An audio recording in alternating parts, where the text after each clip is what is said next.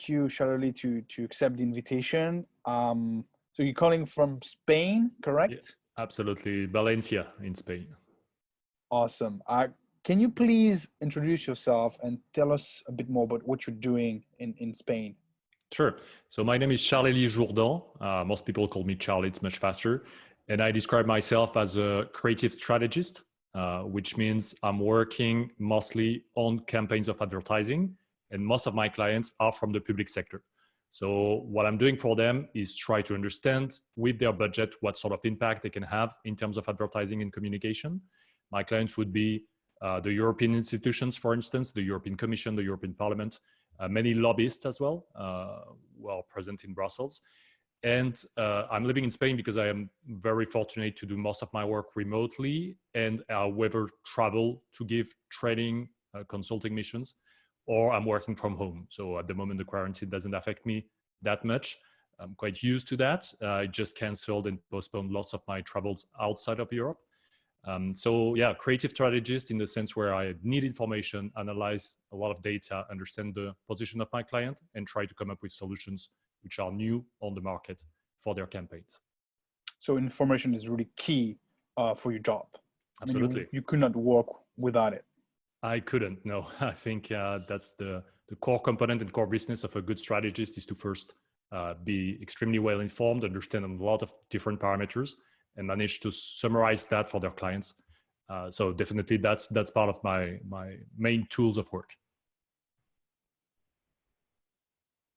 All right.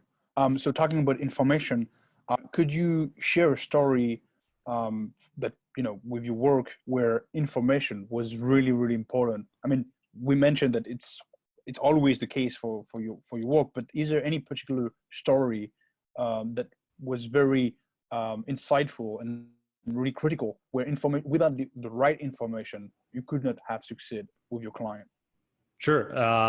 I made a quick experiment because I always like to try new things, and so I've discovered lately an app called Crystal Knows, which helps people like me to kind of dig into the psychological profile of someone on LinkedIn, and if you purchase a subscription as well on Gmail and other tools.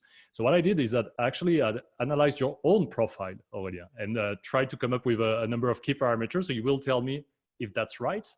And I will explain a little bit why this information is useful for me in my daily practice as well. So what they say, Aurélien tends to be a highly focused executor at work who gets right to the point in a conversation. Aurélien most likely prefers spending time alone and working towards his own goals. They tend to be private and logical, valuing purpose and focus above most things. You would be feeling annoyed by an exaggeration or doubting the authenticity of an advertisement or sales pitch. Would that work for you? Would that be an accurate description of your own profile? I guess so. Yes. So funnily enough, we actually share a similar profile according to the tool. And what they give us, and give me especially in that case, is a number of prompts and things I could say to a prospect or to someone I'm interacting with.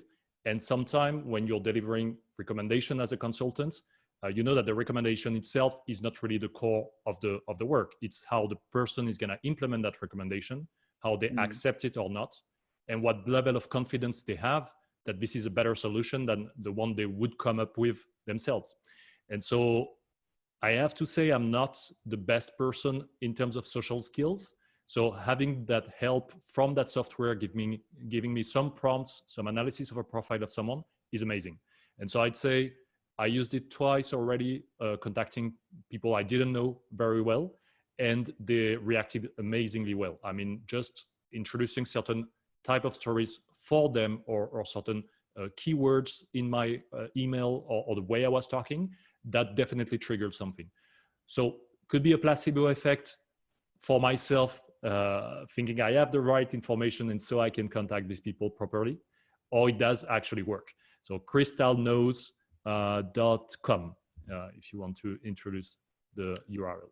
I mean, regarding the point where people are annoyed to see advertising, I guess that's true for 99% of the people, but for the Bad rest, advertising. yeah, but yeah, bad one. For good one, yes, you're absolutely right. So what you're saying is that you would use some tools to balance the fact that you lack information, or Yeah, at least information on people is not that simple to collect. I think through my practice, I became pretty efficient in collecting the right information for preparing recommendations for my clients, analyzing their budget, their capacities, their skill set, their team ways of working. So all these things become more intuitive after a while. You have some sort of processes of collecting this information, but summarizing it becomes much faster, becomes more intuitive. That's what Daniel Kahneman, the Nobel Prize, describes as system 1 and system 2. The more you practice analytically in system 2, the better you can come up with expert intuition in system 1. So after a while, after doing the same sort of job for the last 10 years, the intuitions are much faster to get through. But in terms of social skills, the way to address other people, that's a sector where I lack practice. I'm not too bad, but I'm definitely not great at it. So that's in this case, information is key for me. Yeah. All right. Thanks for sharing that.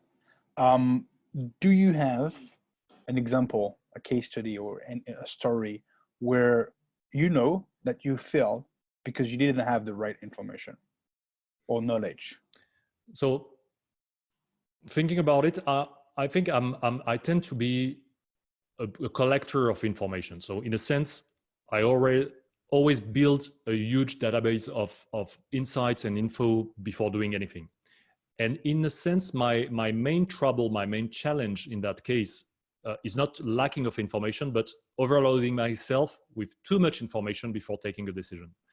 I've been working for a long time with coaches, and one sort of parameter we defined is that I need to reach about 80% of my own personal level of confidence before sharing an insight, sharing a recommendation, talking to someone else about a new project, pitching it.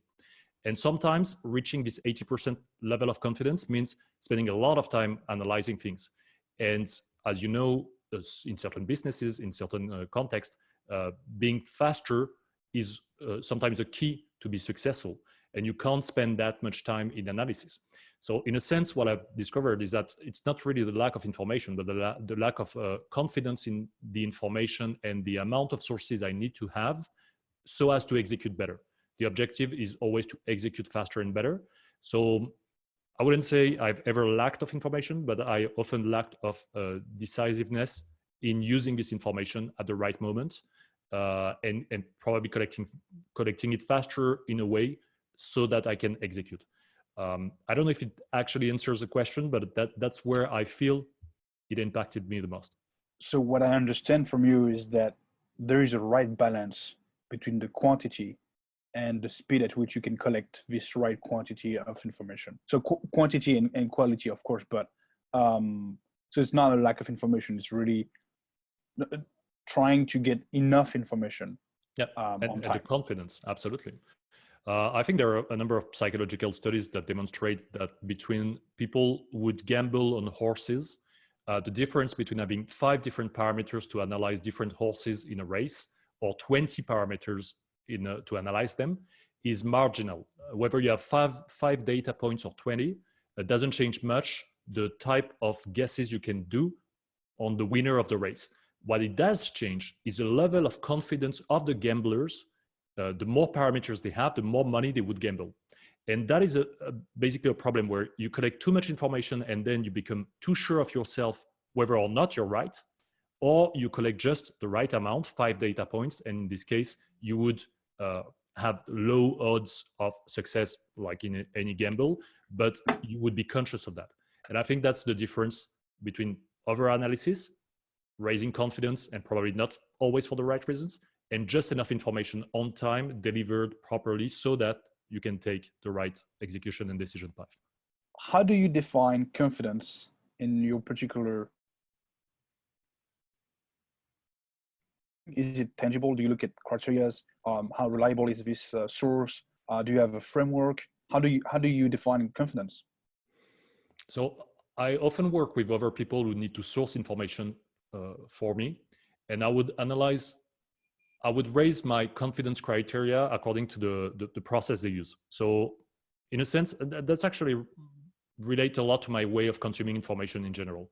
I would say there's like sort of three levels of information you can consume.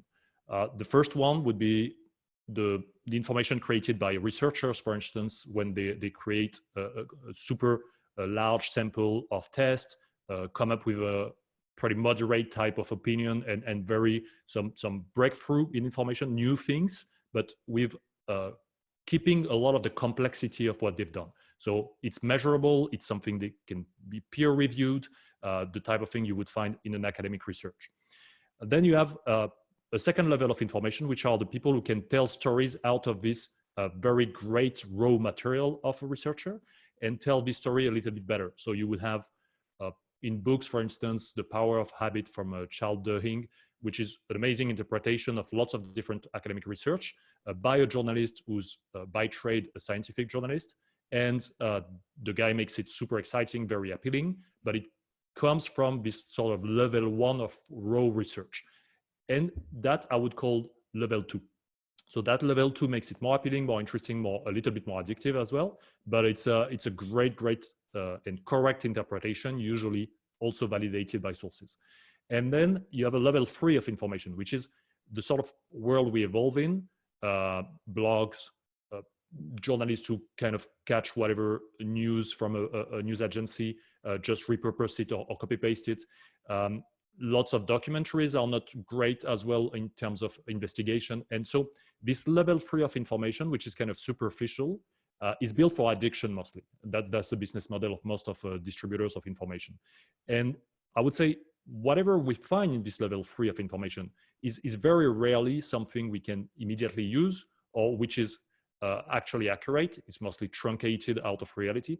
So if you can't have the confidence in the information, is usually because the sources come from this level three, or at least this is my analysis of it. So I always try to come back myself to level one if I can read academic papers directly. It's very painful, I'd say sometimes, but I try to do it at least a dozen times a year. Read a new academic paper. Actually, I have one just right here on real world problem solving. I'm not sure we can see it, but that's a very long and hard to read paper, or read level two books, articles which are investigative, talk to the right people. So I'd say that's my level of confidence. And when I outsource information, when I ask other people to come with information, I always check where the sources are. And if it's level three, that's not the information I could use myself. So you go back to the source, the initial source, because what you're describing in level three, you know, so you have level one is the scientists, the researchers. They tend to produce longer papers, right? So the time to digest this type of resources is actually longer.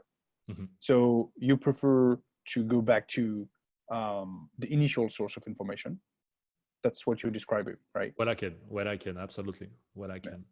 Or be the producer of that information as well. When you can directly dig into the data.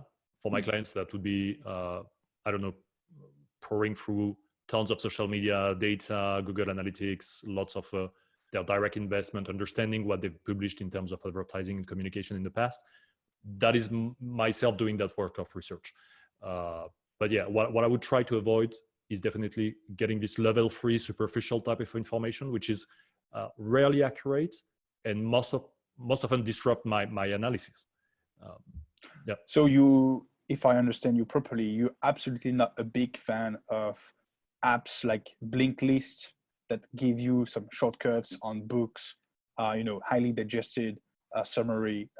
I assume you're not a big fan of this type of I respect the idea, I respect the startup, the business model and everything else. But if I take a real case, my girlfriend rarely reads directly books. She would hear some theories, some things I've extracted and tell the story forward. But she fell in love completely with Blinkist. And that's an app I tried a couple of times to use thinking, would that accelerate my learning? And I hated it because I wanted to get to the actual source of the information. Now, it could be a great tool for remembering information after you read a book.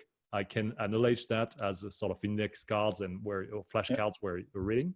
But yeah, no, I have trouble with that, definitely. Because I mean, if you didn't read the book, then it's it's quite superficial, right? Because you don't have the full understanding of all the case studies and stories. So it's actually more difficult to memorize what you just read. Probably. And can you trust the person who rewrite that as well? I mean, I have full confidence in the fact they hire great analysts and copywriters because the Blinkys model is also to rewrite books so that they don't have to license the original book. But does the person who read and write that understood it properly? That's the question.